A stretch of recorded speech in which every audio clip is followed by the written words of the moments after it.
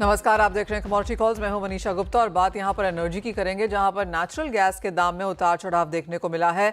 MCX की अगर आज बात करें तो करीबन 3% तक की गिरावट यहां पर देखने को मिली है। क्लियरली यूएस की तरफ से जिस तरह के टैरिफ्स की कॉन्वर्सेशन है, बाजार ओपेक में उत्पादन को लेकर ये माना जा रहा है कि और उसको पोस्टपोन किया जा सकता है। इन सबके क्या फैक्टर्स हैं और विंटर हीटिंग डिमांड का कितना इम्पैक्ट रहेगा, इस पर बात करने के लिए हमारे साथ एसएमसी ग्लोबल से वंदना भारती हैं। वंदना, नमस्कार। नेचुरल गैस को पहले देख लेते हैं। काफ़ी वॉलेटाइल रहा है, दिन में 3 से 8% की मूवमेंट यहाँ पर नॉर्मल मानी जाती है। आज जिस तरह की गिरावट है, क्या करने की राय देंगी? जी मनीषा, मुझे लग रहा है कि यहाँ पे गिरावट अभी थोड़ा सा यहाँ पे कंटिन्यू रह सकता है और यहाँ पे हम 280 तक के जो लेवल्स है, 279 तक के जो लेवल्स है वो आता हुआ यहाँ पे देख सकते हैं। $3 एक मुझे लग रहा है कि अल्टीमेट एक सपोर्ट हो सकता है यहाँ पे नाइमेक्स में। और रही बात फैक्टर्स की, तो मुझे लग रहा है कि ये जो सीज फायर टॉक है वो भी यहाँ पे काफी इम्पैक्ट डाला है इसराइल और हिजबुल्ला के बीच में। और यहाँ पे 5 ईयर्स एवरेज को काफी ध्यान से देख रहा है, इन्वेंट्रीज के एवरेज को काफी ध्यान से मार्केट देख रहा है। अगर उससे ब्रीच होती है, नीचे आती है इन्वेंट्री सिचुएशन, तो मुझे लग रहा है कि फिर एक अपसाइड रहेगा। और 2025 में यहाँ पे एक कंजम्पशन में राइज की उम्मीद है यहाँ पे, जिसकी वजह से मुझे लग रहा है कि कभी भी हम यहाँ पे अगर 280 265 से लेके 270 वाला जोन आता हुआ देखते हैं तो फिर से बाइंग आएगी। और अपसाइड मुझे लग रहा है यहाँ पे 310 रुपए तक प्राइसेस ऊपर की तरफ आएगा। और ऑप्शंस में भी यही स्ट्राइक्स जो है वो काफी ज्यादा यहाँ पे लिक्विड है। ऑलराइट, तो भाव तेजी में रह सकते हैं। 310 तक के लेवल्स आपको नेचुरल गैस में देखने को मिल सकते हैं, तो बाइंग साइड पे रहना चाहिए वंदना। लेकिन साथ ही साथ अगर क्रूड ऑयल प्राइसेस की बात करें तो यहाँ पर कल $2 की गिरावट देखने को मिली। 68.5 तक के लेवल्स बनते हुए नजर आए। आज ऑफकोर्स हल्की सी खरीदारी कच्चे तेल में ज़रूर है, लेकिन इसको क्या समझा जाए, कैसे करें यहाँ कारोबार? क्रूड ऑयल में मुझे लग रहा है कि $66.3 काफी अहम इमीडिएट सपोर्ट यहाँ पे दिखता नजर आ रहा है क्रूड ऑयल में।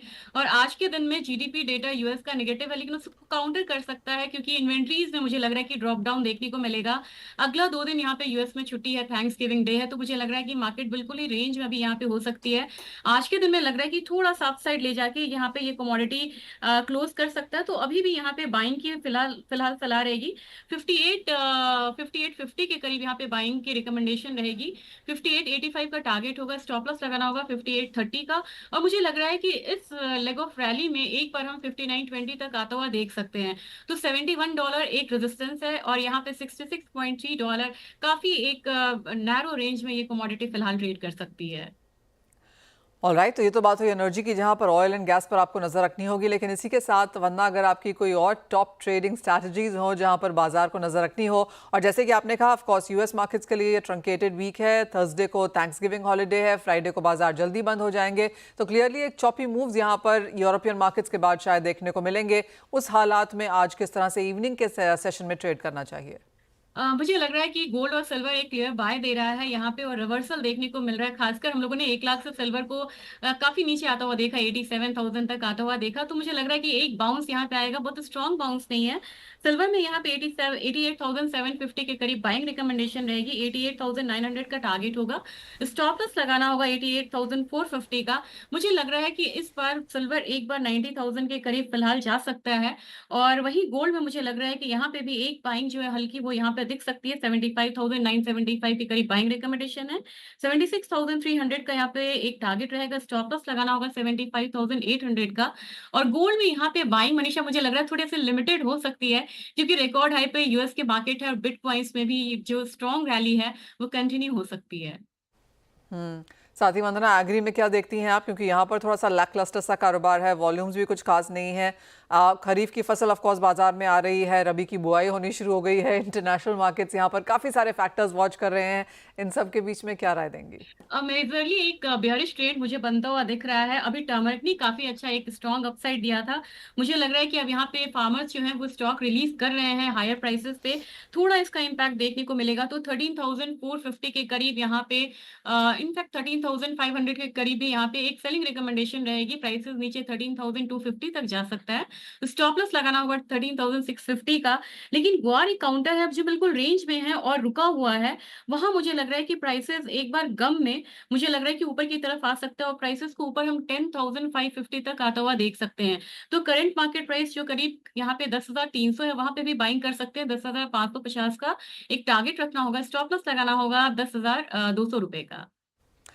ऑलराइट, तो वो ट्रेडिंग स्ट्रैटेजीज हैं एग्री, नॉन एग्री और ऑफ कोर्स एनर्जी में। लेकिन इसी के साथ एक ब्रेक का समय है। जब लौटेंगे तो आपके सवाल लेंगे और वंदना हमारे साथ बनी हुई हैं जो हेल्प करेंगी दर्शकों को उनकी स्ट्रैटेजीज बनाने के लिए। कमोडिटी कॉल, अब अपने दर्शकों को जोड़ने का हमारे पास समय है और सबसे पहले जतिन गुरुग्राम से उनका हमें मैसेज आया है। सोने पर सवाल है, 2 लॉट इन्होंने लिए हैं, काफ़ी समय से होल्ड किया है, 74,500 के लेवल्स पे खरीद के तब से बैठे हैं। वंदना, इनके लिए क्या राय है? मेरे ख्याल से ये इन द मनी है और यहाँ पे प्राइसेस एक बार 76,300 के करीब जा सकता है, वहां ये प्रॉफिट बुक करें। और मुझे लग रहा है कि अब थोड़ा सा कंसोलिडेशन आ सकता है गोल्ड प्राइसेस में। अब यहाँ पे लोअर हाइज लोअर लोज बन रहा है, तो मेरे ख्याल से सेफली आप यहाँ पे बुक करिए, फिर नीचे की साइड से यहाँ पे बाय करेंगे। और नेक्स्ट जो ट्रिगर है वो फेड से पहले इंटरेस्ट रेट का जो एक है वो देखने को मिल सकता है गोल्ड में। वंदना, यहाँ से सोना कितना और नीचे जा सकता है? जिस तरह के वॉलेटाइल मूव्स हैं 75 के आसपास तो हम ऑलरेडी पहुंचते हुए दिखे ही हैं। मुझे लग रहा है कि 75,200 से 75,000 तक का एक बेस फिर से बना सकता है यहाँ पे मनीषा।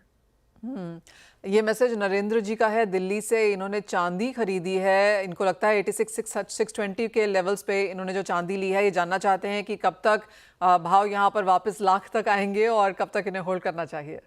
बहुत सारे लोगों का ये सवाल होता है मनीषा, और इन्होंने बिल्कुल बॉटम पकड़ा है, बड़ी खुशी की बात है ये।